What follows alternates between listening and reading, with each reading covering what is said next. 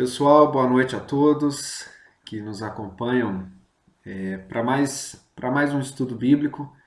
Toda quinta-feira estamos nos reunindo aqui com esse objetivo, né, de estudarmos a Bíblia, e Deus tem sido gracioso, né, apesar de toda a situação.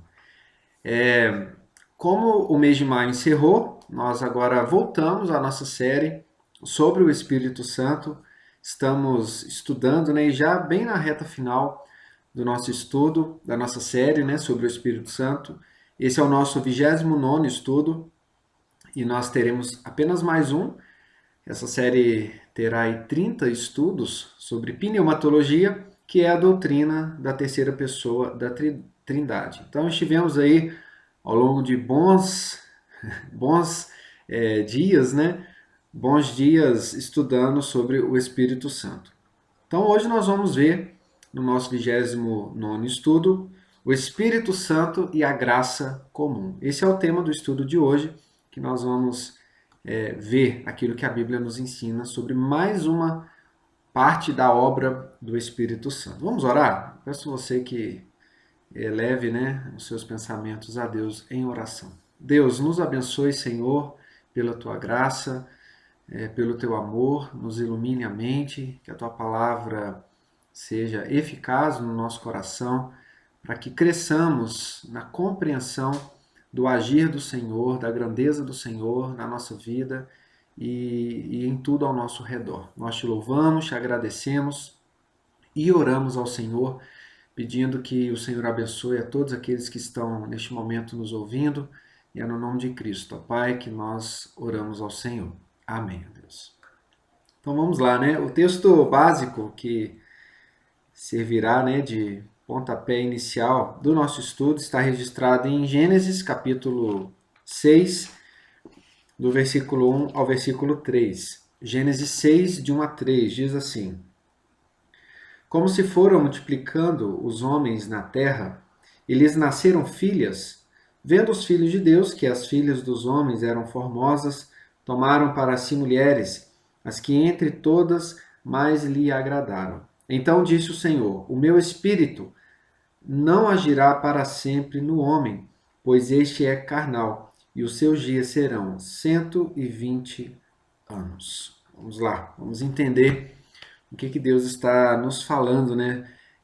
Sobre ele não mais permitir que seu espírito haja no homem para sempre. E esse texto aqui, esse capítulo 6, é o que antecede ao dilúvio. Então, a maldade do homem atinge um patamar insuportável, intolerável da parte de Deus, e Deus anuncia o seu juízo. Mas ele diz: olha, o meu espírito não agirá mais no homem, porque este é mau. E depois, os versículos em diante, né, nos falam sobre a situação que o mundo se encontrava, né, em total devastidão por causa do pecado, né. Irmãos, nós temos visto aí ao longo desses estudos, temos visto a grandiosa obra do Espírito Santo. E vimos de várias formas, de várias maneiras, a obra que o Espírito Santo faz, realiza. Vimos que Deus, pelo seu poder, age sobre todas as coisas. E isso através do poder do Espírito Santo. O Espírito Santo é o agente de Deus agindo no mundo para que Deus realize os seus gloriosos feitos, né? Isaías 40 nos mostra isso. Deixa eu ler aqui. Isaías, capítulo 40,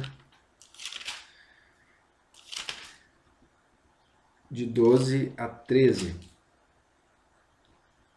Quem na concha de sua mão mediu as águas e tomou a medida dos céus a palmos?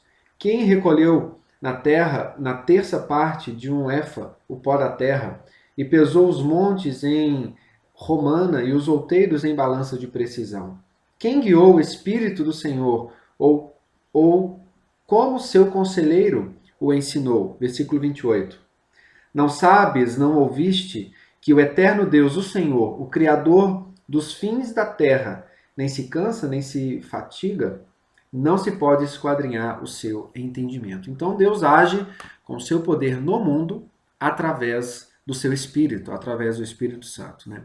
O Espírito Santo também, já vimos isso aqui como parte da obra do Espírito Santo. O Espírito Santo esteve com Cristo, capacitando com o seu poder para realizar o que Cristo realizou. Sem a ação do Espírito, Cristo não teria como agir como agiu, né? Lucas capítulo 4, versículo 1. Jesus, cheio do Espírito Santo, voltou do Jordão e foi guiado pelo Espírito no deserto. No versículo 14. Então Jesus, no poder do Espírito, regressou para a Galiléia e a sua fama correu por toda a circunvizinhança. Então, era o Espírito Santo em Cristo, agindo nele com o seu poder, o capacitando para realizar o que Cristo realizou, né? Vimos também que o Espírito Santo, pelo seu poder, agiu através dos apóstolos. Então vamos aí, Romanos 15, 18 e 19. Romanos capítulo 15, 18 e 19. Porque não ousarei discorrer sobre coisa alguma, senão sobre aquelas que Cristo fez por meu intermédio, para conduzir os gentios à obediência, por palavra e por obras, por força de sinais e prodígios, pelo poder do Espírito Santo, de maneira que desde Jerusalém, as circunvizinhanças até o Ilírico, tenho divulgado o evangelho de Cristo. Então, os apóstolos realizaram prodígios e sinais, anunciando e confirmando a palavra de Cristo através do poder do Espírito Santo. O Espírito Santo também habita e age nos crentes. Então vamos ver aí. E isso nós vimos ao longo dos nossos estudos, né?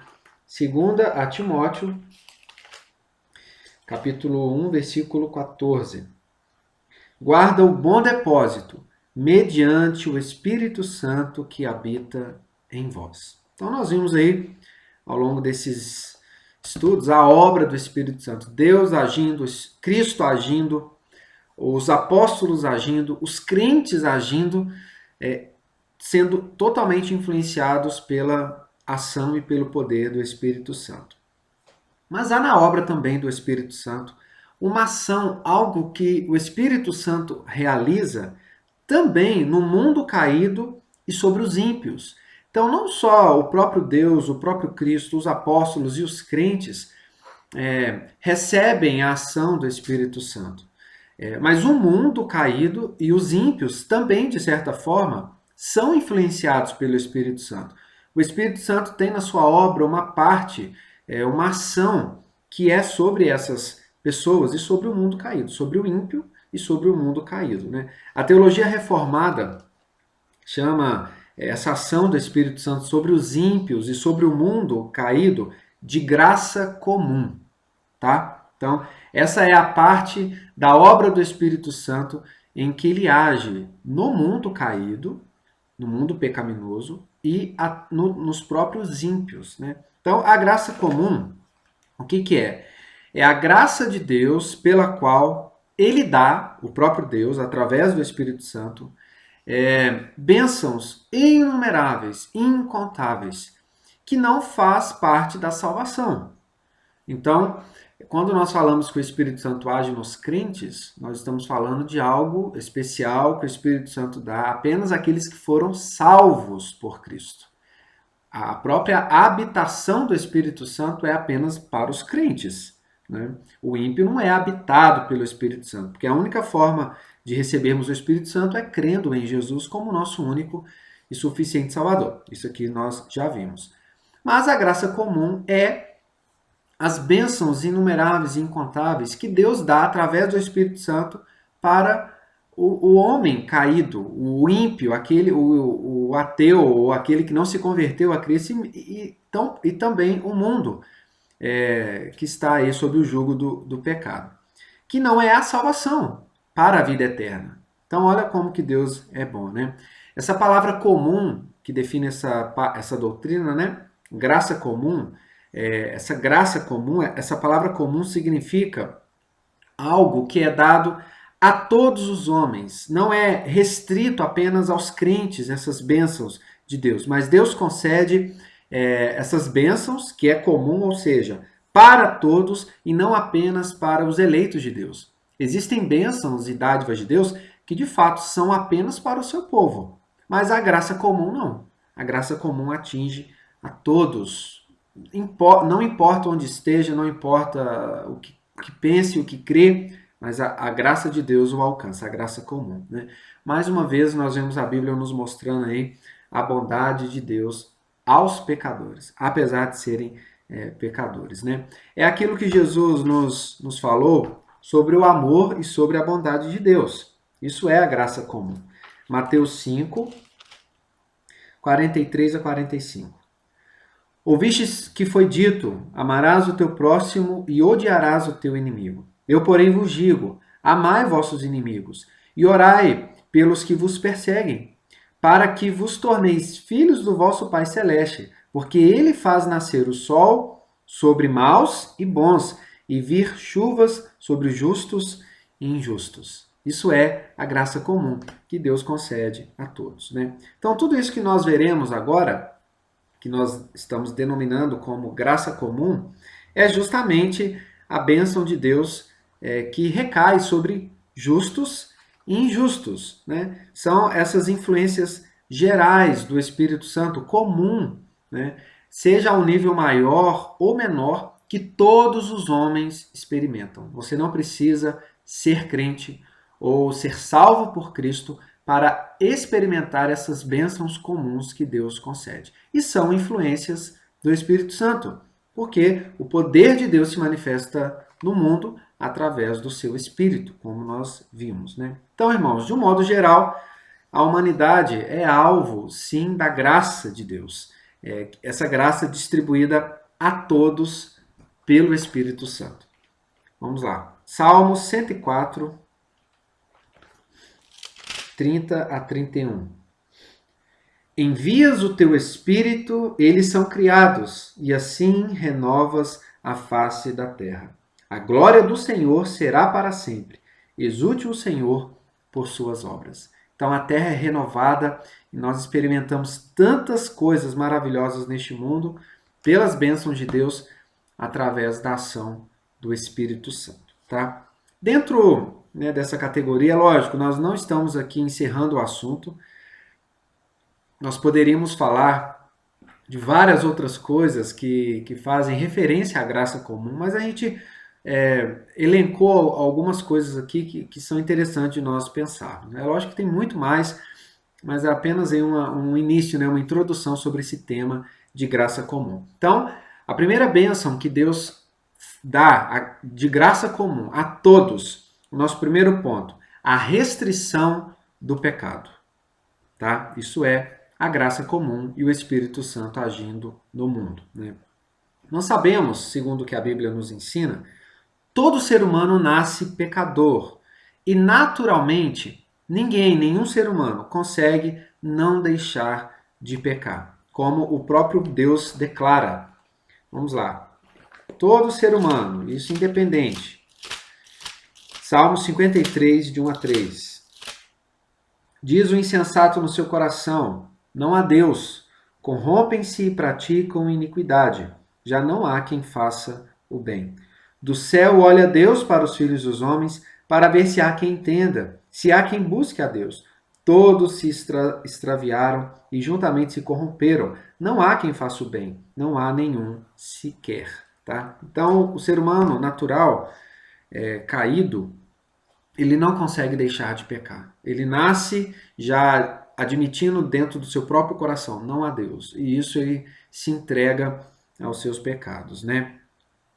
Mas mesmo a Bíblia nos falando dessa verdade, o Espírito Santo, através dessa bênção comum de Deus, age no mundo para restringir e muito o poder e a devastidão que o pecado pode gerar. Apesar do mundo estar caído, está entregue, está sob maldição, e o ser humano é incapaz de não deixar de pecar, mesmo assim o Espírito Santo restringe o pecado do ser humano, justamente para que o pecado não atinja a sua maior ação. Né? Então, restringir a depravação total dos homens é de extrema necessidade. Né? E só o poder restritivo do Espírito Santo é que consegue proibir o mundo de se tornar uma fossa insuportável.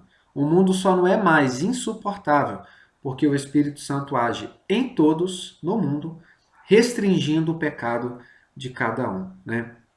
A Bíblia nos mostra, irmãos, em vários momentos, em várias ocasiões, Deus retirando esta restrição do Espírito Santo sobre alguns indivíduos, mas isso não torna Deus responsável pelo pecado que essas pessoas, como indivíduo, irão cometer, porque Deus retirou a restrição, né? Isso é interessante a gente pensar.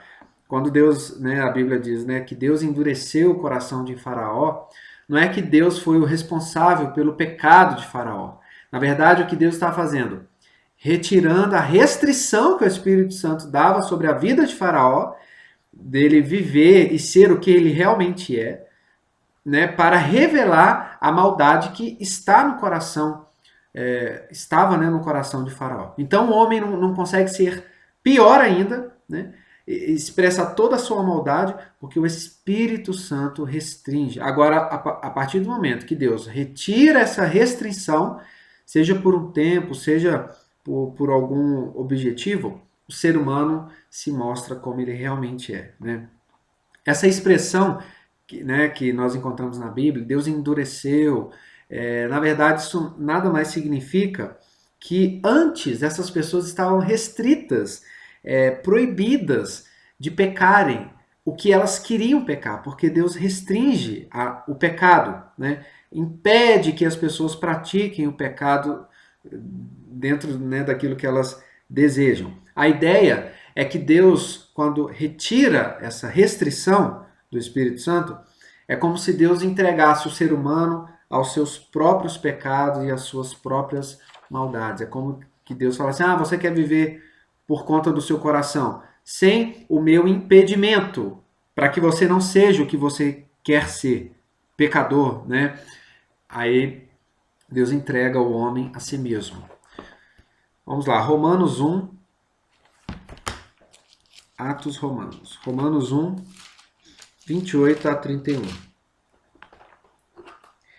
E por haverem desprezado o conhecimento de Deus, o próprio Deus os entregou a uma disposição mental reprovável para praticarem coisas inconvenientes, cheios de maldade, cheios de toda injustiça, malícia, avareza e maldade, possuídos de inveja, homicídio, contenda, dolo e malignidade, sendo difamadores, caluniadores, aborrecidos de Deus, insolentes, soberbos, presunçosos, inventores de males, desobedientes aos pais, insensatos, pérfidos, sem afeição natural e sem misericórdia. Esse é o ser humano sem a restrição de Deus em fazer refrear o pecado sobre a humanidade. Então, sem essa ação restritiva, o pecado seria manifestado em toda a sua hedionda expressão. Se Deus não agisse no mundo através da graça comum, restringindo o pecado, o mundo seria inabitável, insuportável. Então, esse primeiro ponto da nossa doutrina, né, a restrição do pecado, é como se Deus colocasse um freio no pecado dos homens, tá? Romanos 2,15. Estes mostram a norma da lei gravada no seu coração, testemunhando-lhes também a consciência e os seus pensamentos, mutuamente acusando-se ou defendendo-se. Então Deus coloca lá no coração do pecador o freio, né? Uma consciência de que ele não pode ser tão mal quanto ele quer. Né? Que ele o tempo todo ele é refreado de fazer o mal, ele é impedido, porque Deus coloca ali essa consciência acusando, né, e fazendo com que eles auto se acusem, denunciem um ao outro o pecado, mesmo não sendo crentes, mesmo não, às vezes nem crendo em Deus. Então Deus refreia o pecado, né? Até Deus, parte dessa graça comum, Deus usando as autoridades instituídas por Ele, né? Os nossos líderes, os nossos governantes, eles são instituídos por Deus também para refrear o pecado, porque as nossas autoridades, querendo ou não, elas manifestam esse desejo pela justiça e pela ordem. As instituições que lutam por isso, né, que nos governam, são também agentes da graça comum para restringir o pecado. Deixa eu ler aqui, Romanos 13, né, as nossas cortes, as nossas leis humanas, né, servem na mão de Deus para isso. Romanos 13, de 1 a 7. Todo homem esteja sujeito às autoridades superiores, porque não há autoridade que não proceda de Deus. E as autoridades que existem foram por ele instituídas. De modo que aquele que se opõe à autoridade resiste à ordenação de Deus, e os que resistem trarão sobre si mesmos condenação. Porque os magistrados não são para temor quando se faz o bem, se quando se faz o mal. Queres tu não temer a autoridade? Faze o bem e terás louvor dela, visto que a autoridade é ministro de Deus para o teu bem. Entretanto, se fizeres o mal, teme, porque não é sem motivo que ele traz a espada, pois é ministro de Deus, vingador, para castigar o que pratica o mal. É necessário que lhe estejais sujeitos, não somente por causa do temor da punição, mas também por dever de consciência. Por esse motivo também pagais tributos, porque são ministros de Deus, atentando constantemente a este serviço. Pagai a todos o que lhe é devido, a quem tributo, tributo, a quem imposto, imposto, a quem respeito, respeito, a quem honra, honra. Por que Deus usa a autoridade, né, instituída por ele, os nossos líderes, para refrear o mal e, se preciso for, pela força, pela espada, no contexto aqui, né? Vamos atualizar, pela arma de fogo, né? Antes era espada, agora pela arma de fogo. Porque existe um mal que às vezes é irracional e apenas a força pode deter esse mal. E Deus usa as nossas autoridades e a ordem estabelecida pelo próprio Deus através dessa graça comum, né? Então, a graça comum restringe o pecado. A gente poderia pontuar várias outras coisas aqui sobre essa graça comum em restringir o pecado, mas vamos ficar por aqui nesse primeiro ponto. Nosso segundo ponto, como reflexo da graça comum, essa ação do Espírito Santo no mundo e nos ímpios. Nosso ponto 2, bênçãos físicas e materiais. Vamos lá. O homem, o ser humano, nós, né? A gente só consegue viver aqui nesse mundo por causa dessa graça de Deus, essa graça comum. Muito da sobrevivência do homem não vem daquilo que o homem pode controlar ou daquilo que o homem pode produzir, mas faz parte daquilo que só Deus pode oferecer. Vamos lá. Atos, capítulo 14, 15 a 17. Senhores, por que fazeis isto? Nós também somos homens como vós, sujeitos aos mesmos sentimentos, e vos anunciamos o Evangelho para que destas coisas vãs vos convertais ao Deus vivo, que fez o céu, a terra, o mar e tudo o que neles há, o qual nas gerações passadas permitiu que todos os povos andassem nos seus próprios caminhos. Contudo, não se deixou ficar sem testemunho de si mesmo, fazendo bem, dando-vos do céu chuvas e estações frutíferas, enchendo o vosso coração de fartura e de alegria. Então, o alimento, as coisas que a terra produz para a nossa sobrevivência, só produz por causa da dádiva de Deus. O homem não consegue controlar o tempo, o homem não consegue controlar a chuva, as estações. É o próprio Deus que governa todas as coisas, né? A própria vida, a nossa própria existência, até o nosso respirar, simples respirar, é dádiva da graça comum de Deus, né? Atos 17, 24 e 25. O Deus que fez o mundo e tudo que nele existe, sendo ele Senhor do céu e da terra, não habita em santuários feitos por mãos humanas, nem é servido por mãos humanas, como se de alguma coisa precisasse, pois ele mesmo é quem a todos dá vida, respiração e tudo mais. Até os ateus, até os blasfemadores de Deus, né, são sustentados por esse Deus bondoso.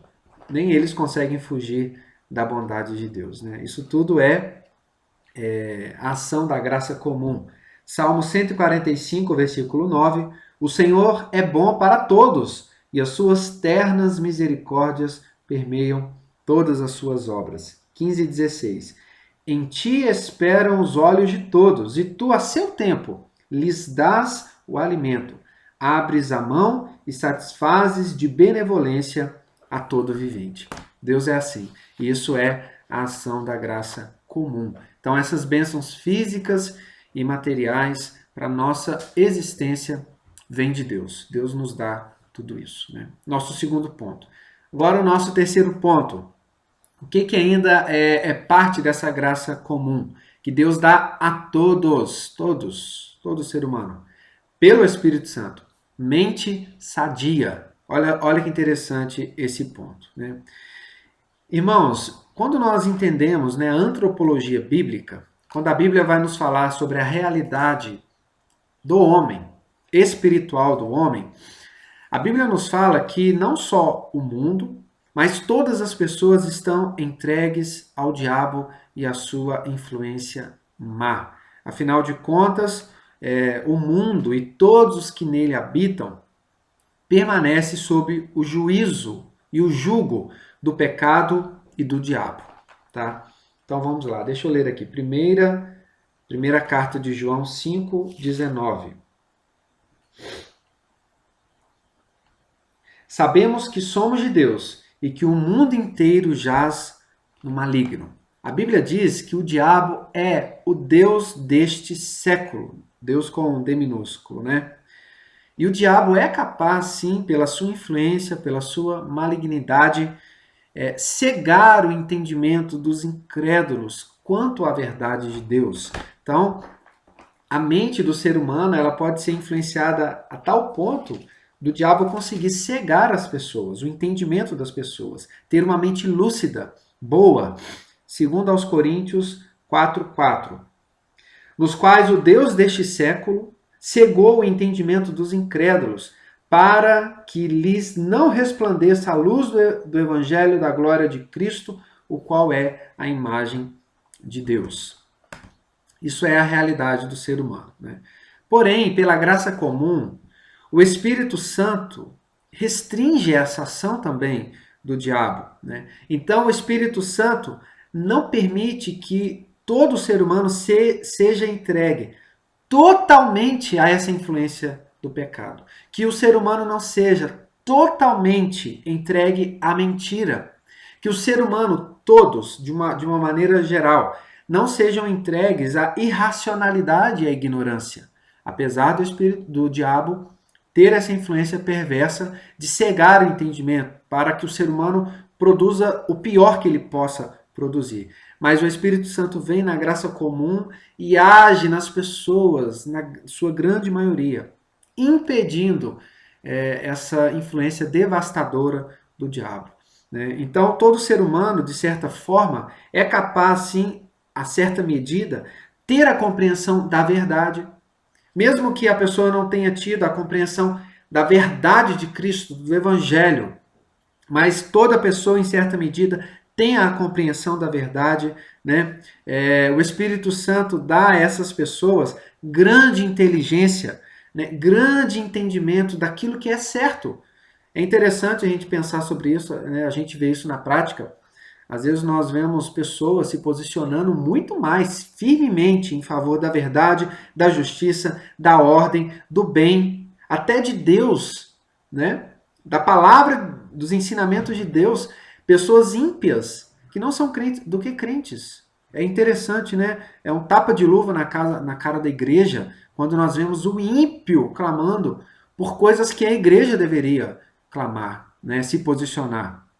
O apóstolo João afirma algo sobre Cristo, irmãos, que nós vemos, né, nessa influência da graça comum na mente, dando ao ser humano, pecador, uma mente sadia.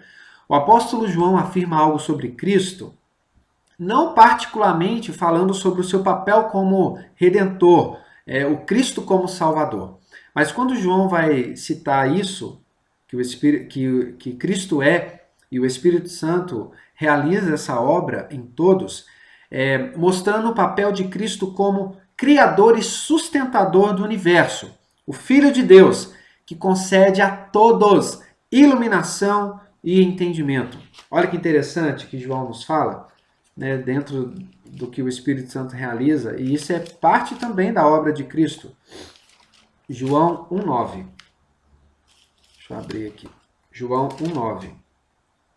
A saber, a verdadeira luz que vinda ao mundo ilumina a todo homem. Olha, aqui não é a iluminação como redentor e salvador, mas aqui está falando que pela graça comum Cristo ilumina a todos, trazendo a verdade de Deus à tona, né? Até mesmo o conhecimento da existência da divindade é parte dessa mente sadia. Quer ver? Olha que interessante. Por mais que às vezes isso é visto de uma maneira distorcida, mas isso é a graça comum. Ó, Romanos 1, 21. Porquanto, tendo conhecimento de Deus, não o glorificaram como Deus, nem lhe deram graças, antes se tornaram nulos em seus próprios raciocínios, obscurecendo-se-lhes o coração insensato.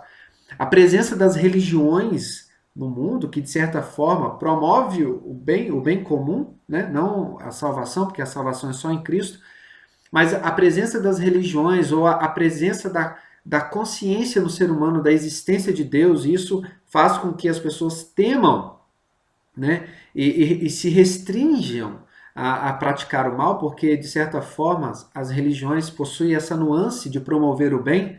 Então, o bem comum, tá, irmãos? Entenda, não estou falando da verdadeira religião, não estou falando da salvação em Cristo, mas do bem comum. Então, as religiões, a presença das religiões no mundo, são reflexo no ser humano de que o homem possui a consciência da divindade. Por mais que ele, né, como Paulo fala, tendo conhecimento de Deus, eles distorceram e começaram a adorar a criatura no lugar do Criador. Mas eles possuem a consciência da divindade, de algo fora de nós, né, de um ser soberano e supremo, de uma realidade espiritual. Né? Mas sem Cristo, infelizmente, a revelação de Deus torna as pessoas idólatras, é o que Paulo fala aqui no capítulo 1. Né? O apóstolo Paulo fala dessa realidade que a graça comum traz no mundo, e isso promove uma mente sadia em todos, de certa forma. Né? Atos 17, 22 a 23. Então Paulo, levantando-se no meio do Areópago, lá em Atenas, disse: Senhores atenienses, em tudo vos vejo acentuadamente religiosos, porque passando e observando os objetos de vosso culto, encontrei também um altar no qual está escrito: ao Deus desconhecido. Pois esse que adorais sem conhecer é precisamente aquele que eu vos anuncio.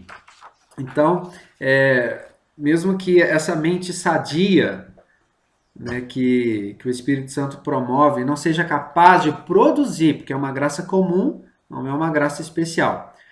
Mesmo que essa mente sadia, até de ter a consciência da divindade, não produza a verdadeira religião que salva, ou não produz a verdadeira fé salvífica na pessoa de Jesus, porque é o Evangelho de Cristo que salva de verdade, que nos anuncia a verdadeira religião, mas esta mente sadia é capaz sim de promover o bem a todos os homens. Então, através das boas ações dos homens, vindas dessa mente sadia, o Espírito Santo faz com que o bem seja promovido no mundo. Assim, o homem consegue, por causa da sua mente sadia, que o Espírito Santo restringe aí a devastidão que o pecado causa na mente do homem. Então, o homem com essa mente sadia consegue investigar o universo para promover o bem moral e o bem social. Deixa eu ler aqui alguns versículos em Provérbios. Provérbios 29, 4 e 14. O rei justo sustém a terra, mas o amigo de impostos a transtorna. O versículo 14. O rei que julga os pobres com equidade firmará o seu trono para sempre. Lucas capítulo 6, 32 e 33. Se amais o que vos amam, qual é a vossa recompensa? Porque até os pecadores amam aos que o amam.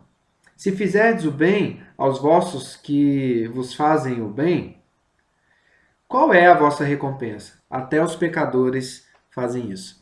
Então, novamente, a Bíblia nos mostra aí, né, a graça comum agindo nessa mente, tornando o homem, dando ao homem uma mente sadia para promover o bem comum. Não estou falando de salvação. Que é o nosso último ponto aí para a gente deixar claro, o nosso ponto 4.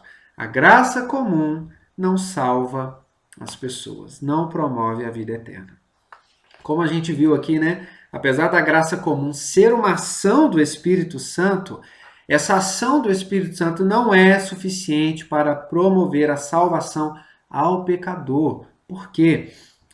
Quando nós falamos que o Espírito Santo age no ímpio, nós estamos falando que há influências do Espírito Santo.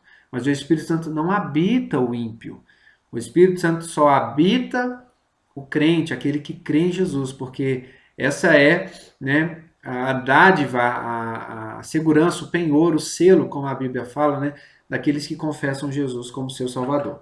Então, o Espírito Santo é dado a todo aquele que crê. Ele influencia, mas ele só habita nos crentes. Deixa eu ler aqui, Romanos, capítulo 10, 17. Romanos, capítulo 10, 17.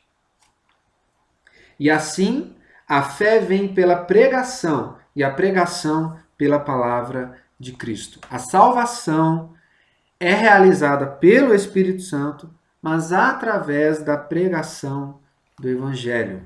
Tá? Então, a graça comum não é suficiente. É a pregação do Evangelho. A fé verdadeira vem pela pregação do Evangelho. Efésios 2,8. Porque pela graça sois salvos mediante a fé, e isso não vem de vós, é um dom de Deus. Então, a graça comum, isso tudo que a gente falou aqui sobre a ação do Espírito Santo no mundo e nos ímpios, é diferente da graça especial, que é a salvação em Jesus. Essa revelação é dada apenas pela pregação do Evangelho. O Espírito Santo vai agir no coração daquele que ouvir a mensagem do Evangelho e crê nela. E essa fé vem de Deus. Então, diferente da graça especial, a graça comum abençoa a todos. A graça especial salva os eleitos de Deus que vão crer em Cristo, né? As duas, a graça comum e a graça especial, são obras do Espírito Santo, que somente o Espírito Santo pode fazer. Porém, a graça especial, a regeneração do coração do pecador, só o Espírito Santo é capaz de promover naqueles que crerem em Cristo. Vamos lá, João 16,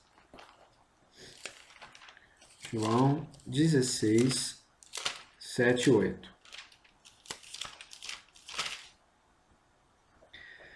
Mas eu vos digo a verdade, convém-vos que eu vá, porque se eu não for, o Consolador não virá para vós outros. Se, porém, eu for, eu vô-lo enviarei. Quando ele vier, convencerá o mundo do pecado, da justiça e do juízo. Então, o Espírito Santo só salva, só regenera aquele que crê, aquele que for convencido de seus pecados. Se o Espírito Santo não agir dessa maneira especial no coração do pecador, de certa maneira ele será abençoado pelo Espírito Santo com a graça comum diante de todas essas ações que nós vimos aqui, né? Cristo, então, é tão maravilhosa a sua obra que a Bíblia nos ensina que Cristo salva o homem, o ser humano, de duas formas. Para o bem comum, através da graça comum, essa ação do Espírito Santo também nos ímpios, ou para a vida eterna, convertendo através... E as duas graças são obras e ação do Espírito Santo. Para encerrar, quero ler aqui 1 Timóteo, capítulo 4, versículo 10. Diz assim: Ora, é para esse fim que labutamos e nos esforçamos sobremodo, porquanto temos posto a nossa esperança no Deus vivo, Salvador de todos os homens, especialmente dos fiéis. Então, Cristo é Salvador de todos os homens. especialmente daqueles que crerão nele e serão salvos para a eternidade. Mas Cristo é salvador também do ímpio, porque enquanto ele viver aqui neste mundo, pela obra de Cristo, porque Cristo foi aquele que fez com que o Espírito Santo fosse derramado sobre todos, e de certa forma, esse sobre todos implica também na graça comum. Então, Cristo salva o homem de duas formas: para o bem comum e para a vida eterna. E tudo isso que nós vimos aqui, né, como ação, como obra do Espírito Santo, isso tudo nos mostra novamente o caráter da bondade de Deus. Irmãos, que Deus nos abençoe, que você esteja aqui na próxima semana também para nós estudarmos o nosso último estudo da série sobre o Espírito Santo. E semana que vem nós já anunciamos qual será a nossa próxima série. Tá bom? Deus abençoe a todos. Muito obrigado por você estar aqui e até a próxima, se Deus quiser.